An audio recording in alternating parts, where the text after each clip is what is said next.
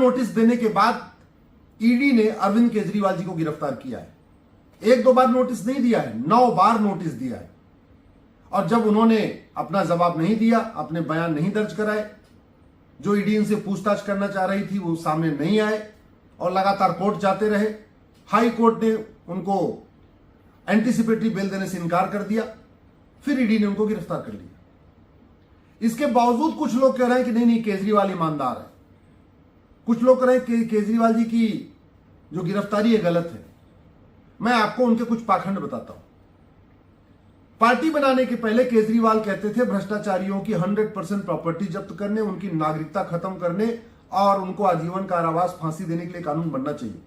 3 बार मुख्यमंत्री हो गए, कभी उन्होंने भ्रष्टाचारियों की 100% प्रॉपर्टी जब्त करने, नागरिकता खत्म करने और उनको आजीवन कारावास फांसी देने के लिए दिल्ली विधानसभा में प्रस्ताव नहीं पास किया।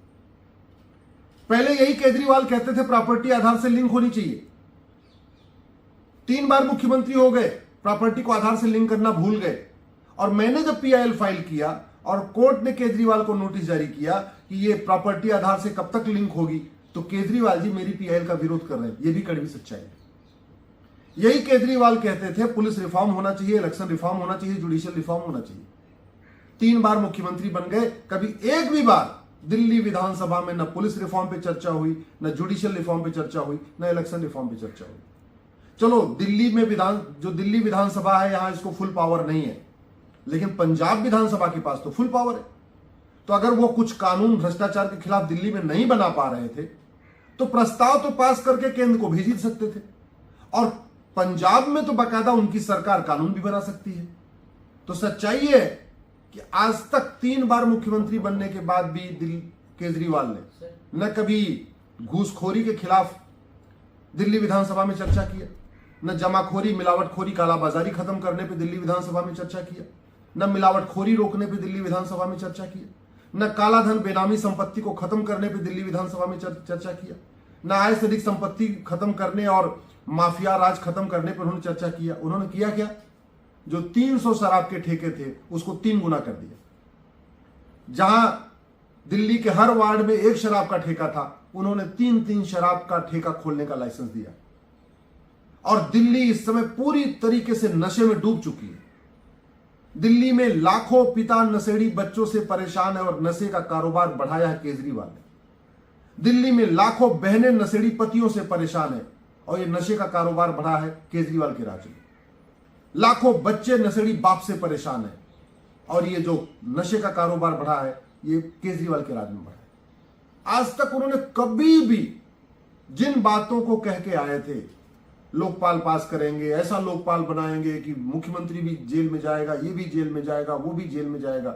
हालत ये थी कि मैंने पीआईएल फाइल किया है, तब जाके दिल्ली में लोकायुक्त बनाने के लिए तैयार नहीं थे। और वही पुराने कानून से लोकायुक्त चल रहा है जो शीला दीक्षित ने बनाया था। उन्होंने नया लोकायुक्त का कानून भी नहीं बनाया। ये उनकी सिचुएशन है। तो खाने के दांत अलग है, दिखाने के दांत अलग है।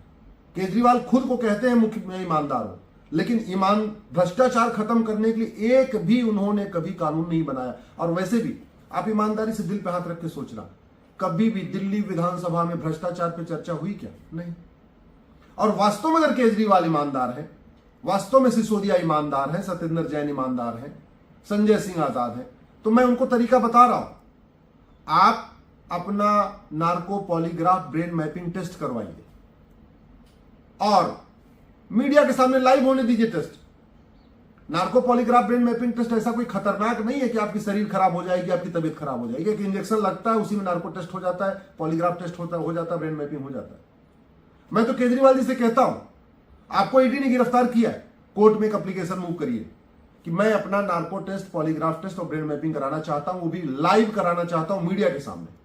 और सारे मीडिया के सामने होने दीजिए लाइव। पूरे देश को पता चलेगा केजरीवाल ईमानदार है कि नहीं। और अगर आप नार्को पॉलीग्राफ ब्रेन मैपिंग में वास्तव में ईमानदार निकल गए तो ईडी के ऊपर आरोप है वो सच हो जाएगा। इसका मतलब ईडी ने आपको गलत गिरफ्तारी किया। सिसोदिया को भी बुला लीजिए, संजय सिंह को भी बुला लीजिए, सत्येंद्र जैन को भी बुला लीजिए, उनका भी narco test, polygraph brain mapping करा दीजिए। देश को पता चल जाएगा कि आप जो बोलते हैं वो सच है या जो ईडी कर रही है वो सच है।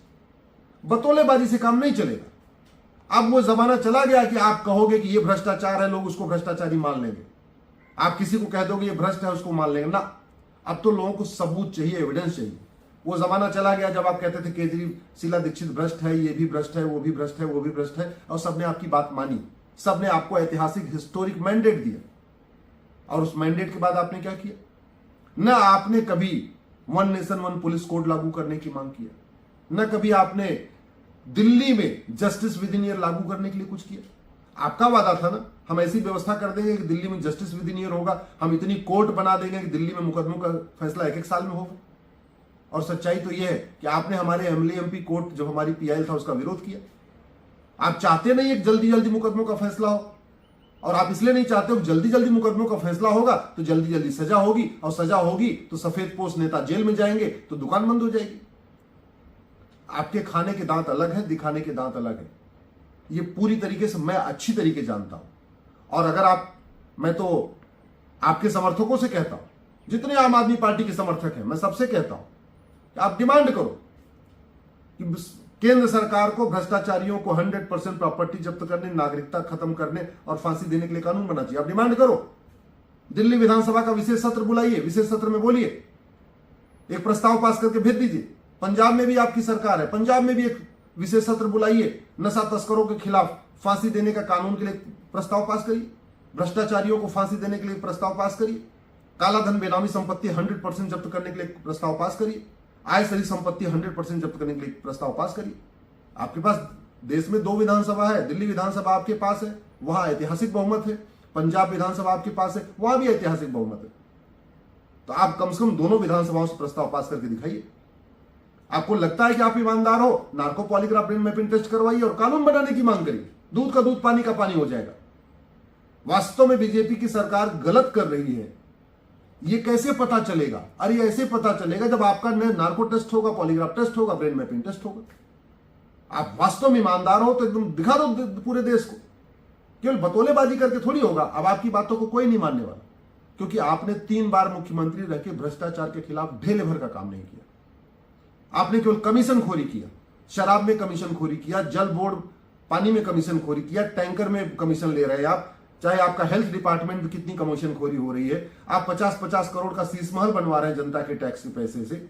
आपका जो है एजुकेशन डिपार्टमेंट में भ्रष्टाचार है, आपके हेल्थ डिपार्टमेंट में भ्रष्टाचार है, आपके जल विभाग में भ्रष्टाचार है। ऐसा कोई डिपार्टमेंट नहीं है दिल्ली गवर्नमेंट के अंदर जहां भ्रष्टाचार चरम पे नहीं है, और आप अपने आप ईमानदार बने घूम रहे। ऐसे नहीं होता ईमानदारी की बात। मैं आपसे फिर से कह रहा हूं, सारे आपके समर्थकों से कह रहा हूं, अगर आप अपने समर्थकों को खुश करना चाहते हैं, सेटिस्फाई करना चाहते हैं, तो एप्लीकेशन मूव करिए कोर्ट में। जमानत बाद में होगी, सबसे पहले अपना narco polygraph brain mapping test कराइए और देश को पता चल जाएगा कि आप ईमानदार हैं या आप भ्रष्ट हैं। ऐसे ही अपडेट और वीडियोस के लिए भारत नाथ को लाइक, शेयर और सब्सक्राइब करें। बेल आइकन दबाना ना भूलें।